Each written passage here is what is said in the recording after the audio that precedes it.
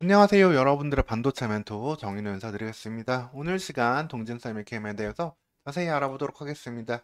이제 일본과의 갈등이 있던 시기나 혹은 오스템 임플란트 예전에 횡령 사건 때 그 횡령한 돈으로 동진세미 캠을 매수해서 좀 화제가 되었던 그런 이제 이슈, 입방아에 오르던 종목인데요. 실제로 어떤 가치를 갖고 있고 앞으로의 가능성은 어떨지 오늘 시간 자세히 살펴보도록 하겠습니다.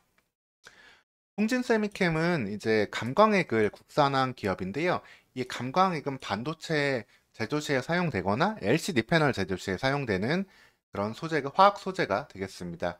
기존에는 이제 일본 업체들이 전량 이제 대부분 만들고 있었고요. 그러다 보니까 일본하고 갈등이 있을 때 이 소재를 수입하는데 문제가 생기면서 화제가 되었던 기업이 되었습니다.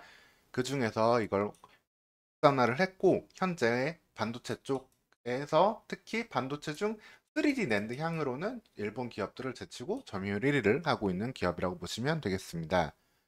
시작은 발포제를 만드는 화학 기업을 시작을 했는데요. 발포제는 플라스틱과 고무에 첨가되는 화학 소재라고 보시면 되겠습니다.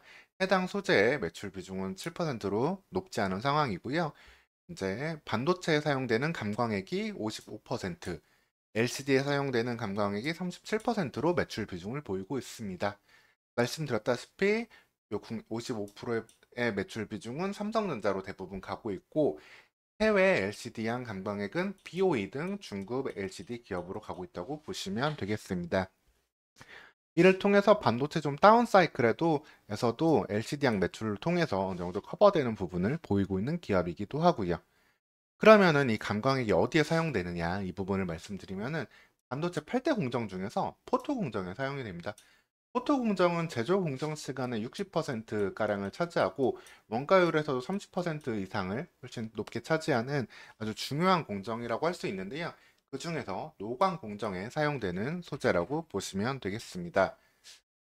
포토레지스트가 이제 어떤 역할을 하냐면 빛에 반응하는 성질을 이용해 설계된 마스크 위로 빛을 투과해 포토레지스트가 도포된 웨이퍼 위로 미세율을 형성하게 되는데 그때 활용되는 게 이 포토레지스트 감광액이 되겠습니다. 이 포토레지스트는 노광 공정 장비에 따라 가지고 다양하게 사용이 되는데요. D램이라든가 갈수록 고성능화된 부분에서는 ARF나 네, EUV 공정을 많이 사용합니다. EUV 같은 경우가 이제 그 유명한 ASML의 장비가 되겠고요. 그래서 이 부분에 대한 이제 소재 연구도 동진세미캠은 계속 해가고 있고 이 부분은 뒤에 또 말씀을 드리도록 하겠습니다. 그리고 동진세미캠이 강점을 보이고 있는 낸드 플래시 같은 경우는 이보다 좀 낮은 KRF 공정으로 만들고 있는데 낸드는 이걸로도 충분한 상황이고 이걸 통해 가지고 일본 업체들을 제치고 낸드 쪽에서는 동진세미캠이 시장 점유율 1위를 하고 있다고 보시면 되겠습니다. 이를 통해 가지고 반도체 사이클이 좀 둔화된 2023년이잖아요. 그런 상황에서도 동진 세미캠의 재무제표를 보면은 상당히 긍정적인 모습을 볼 수 있습니다. 매출액은 소폭 감소했는데요. 반대로 영업이익은 상승을 한 부분도 있고 당기순이익 같은 경우도 그다지 줄지 않았습니다.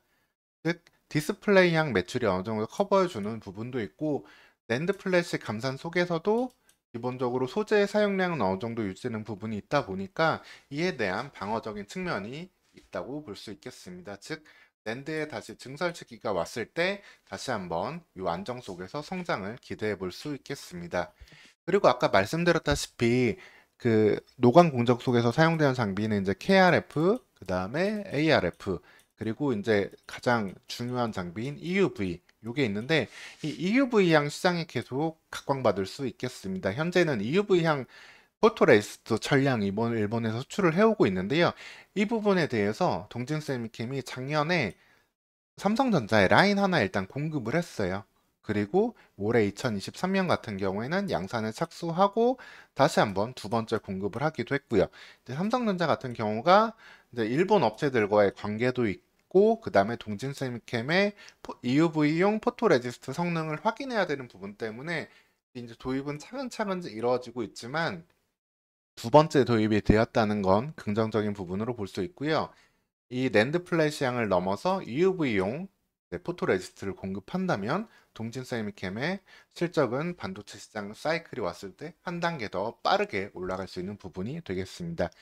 그리고 이에 더불어 가지고 더욱더 큰 미래를 준비하는 부분도 있는데요.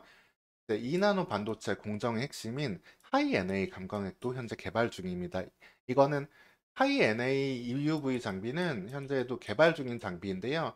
ASML사에서 2025년, 2026년 양산을 준비 중인 다음 단계의 차세대 EUV 장비라고 보시면 되겠습니다. 다만 이거를 미리 연구를 하는 이유는 이렇게 장비 업체들보다 한 6개월에서 1년 정도, 한 6개월 정도는 미리 연구를 해서 장비 업체들한테 보내줘야만 채택받을 수 있는 가능성이 높아지기 때문에 이 부분에서 일본 업체들보다 조금 더 선제적인 노력을 하고 있다라고 보시면 되겠습니다. 그리고 이러한 설비들을 만들고 생산하는 데 있어가지고 국내뿐 아니라 해외 시장에서도 지금 적극적인 모습을 보이고 있습니다. 이제 삼성전자가 해외 공장을 짓고 있는데 그 근처에 그 동지세미캠도 텍사스주에 이제 공장을 만들려고 하고 있고요. 그리고 여기 더해가지고 2차 전지양 신사업도 계속 준비 중인데 이 부분도 스웨덴 쪽에 공장을 짓고 해외 요 매출도 계속 이끌어내려고 하고 있습니다. 다만 이 부분들은 아직까지 공장이 설립되고 실제 매출이 나오기까지 시간이 좀 걸리기 때문에 비용 코스트라고 할 수 있는데 이에 대해서는 투자금에 대한 부분이 항상 또 문제가 될 수 있겠습니다.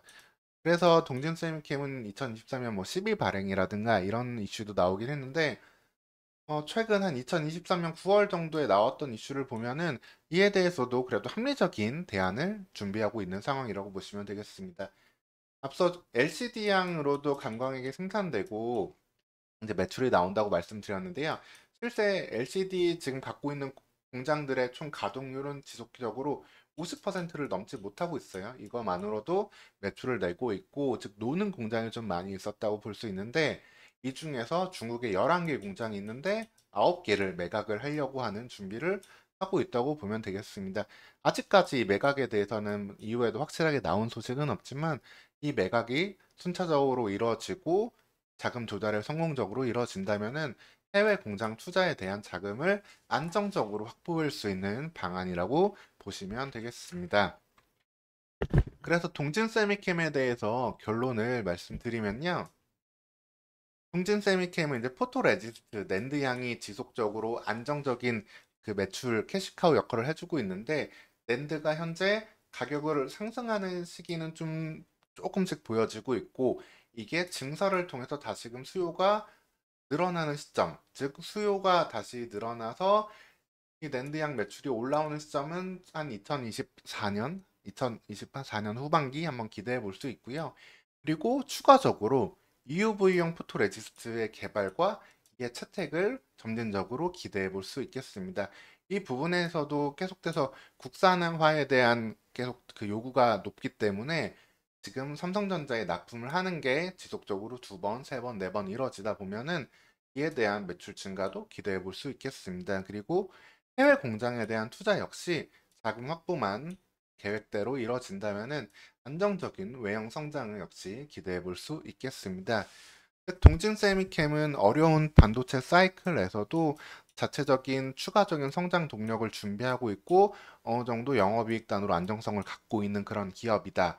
라고 보면서 지금 준비하고 있는 계획들이 차근히 이뤄지는지 지속적으로 체크해 보면 좋은 투자 대안으로 활용해 볼 수 있겠습니다.